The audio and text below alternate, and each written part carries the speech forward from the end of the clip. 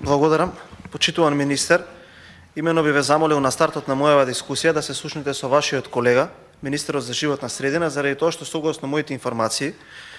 истава интерпарламентарна група, односно луѓето кои што се во неја и кои што иницираа самото составување на интерпарламентарната зелена група,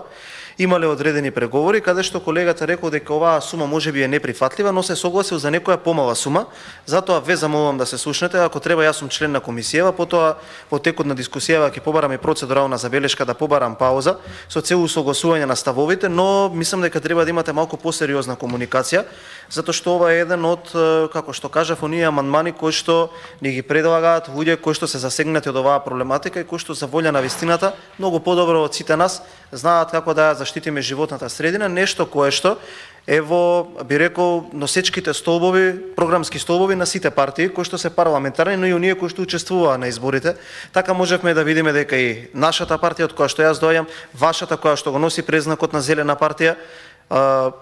исто така колегиве од Социјалдемократскиот сојуз имаа за начело за почиста животна средина и луѓето не бараат ништо повеќе од тоа што можеме ние како држава да им го овозможиме, заради тоа што можеби е точно дека има добра, би рекол вака,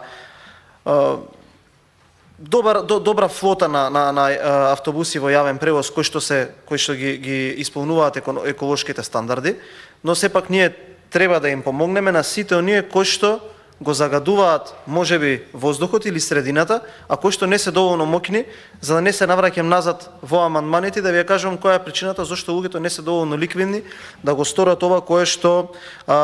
вие го барате од нив. Понатаму, ова не беше само за автобусите, туку беше и за градежните машини во најзагадените градови во државата. Без малку ќе помине десетина денови или можеби додека трае самава амандманска расправа, ние да се доведеме во ситуација повторно да видиме за Тетово или за други градови во државата како повторно ги рушат рекордите на загаденост, а сепак врската на крајот од денот е наша. Ние во овој момент, како што каже и председавачот Пренџов, сме тие кои што имаат моќ да го компонираат буџетот, да ги разместуваат ставките и како најодговорни за тоа, уште еднаш да ве замолам да се слушнете со вашиот колега, министерот за животна средина, да го прашате која сума му е него прифатлива, да видиме од каде можеме таа сума да ја извлечеме и да одобриме делумно од ова што се бара, за да можат овие филтри да бидат инсталирани во уредите за кои што се бараат. Тоа е повеќе неопходно, затоа што сега, покрај тоа што имаме одредени други кризи во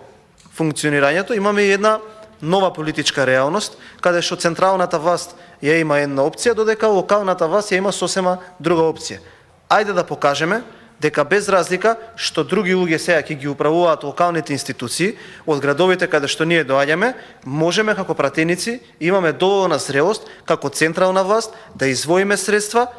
и да им помогнеме на овие луѓе